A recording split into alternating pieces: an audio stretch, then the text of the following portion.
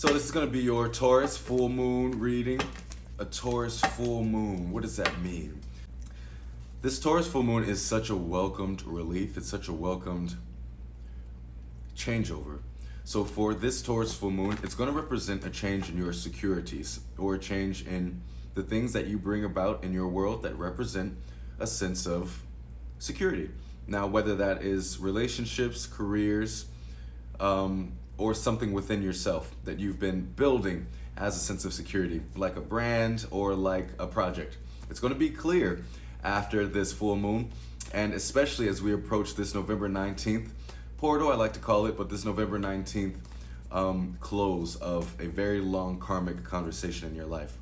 So starting first with this full moon in Taurus, there may have been a lot of conversations that you've been having with lovers or with partners, specifically family members and or your coworkers in your life, around power struggles, your relationship to self-sacrifice, and your relationship to personal investment, all of which surrounding your sense of confidence or your sense of self-permission. So for this Taurus new moon, you're going to be really looking at how you offer yourself a sense of luxury, how you gift yourself and invest in your passion projects. Remember, Taurus is ruled by the planet of Venus. And so you may be inspired to treat yourself to some luxury, some spa, but the idea of new securities are forming, which speaks about maybe something that you tried to have earlier on in the year, earlier on in the summer. Maybe it's working out with different expectations.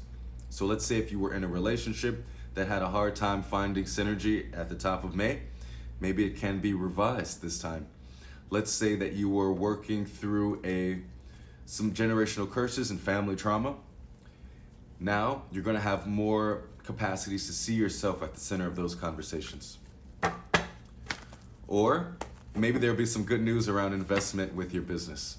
So let's get this Taurus full moon reading for you, and let's see what's going on. Let me know in the comments what you're hoping to receive, what you're hoping to expect.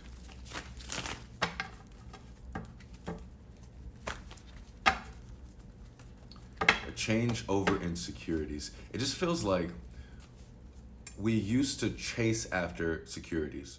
We used to pursue our ideas of things, and now Spirit is about to provide you with things that can work for you, provide you with things that want to work with you.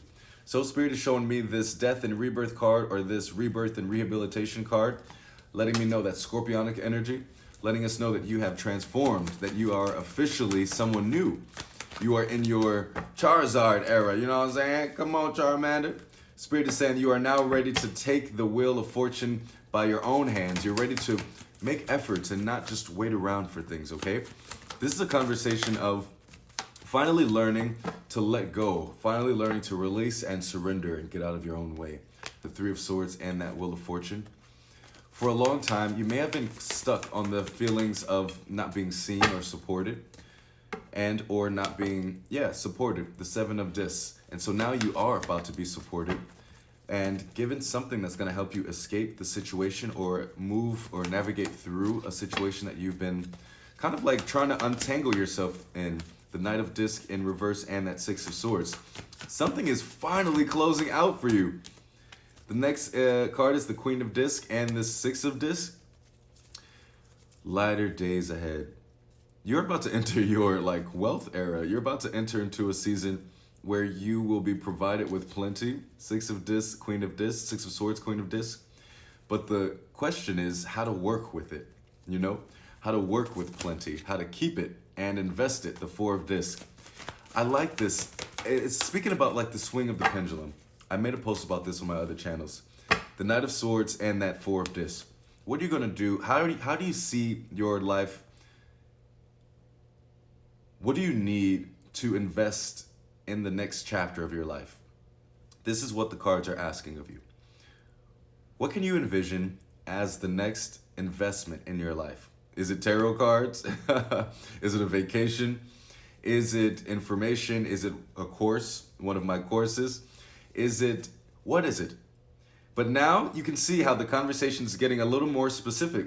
The tarot is kind of like showing you new securities, showing you new paths. You seem to be one step away from success and really kind of like trying to calibrate where you are in relationships, trying to calibrate who gets to move forward with you in life. The Knight of Cups and that King of Swords. Who gets to move forward with you in life? As you make your life a moving prayer, who gets to move forward with you?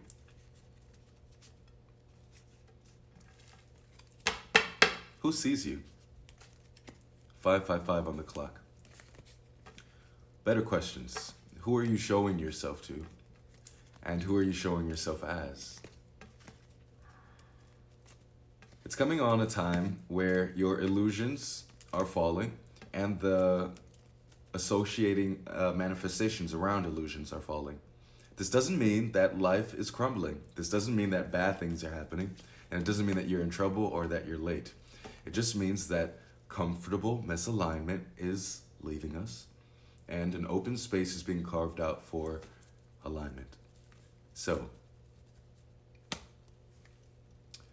who have you been showing up as?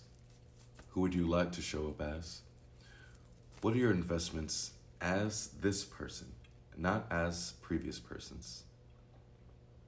What do you need for new securities? I hope you enjoyed this video. I hope to see some answers to those questions in the comments. Let me know how you're feeling. Cheers.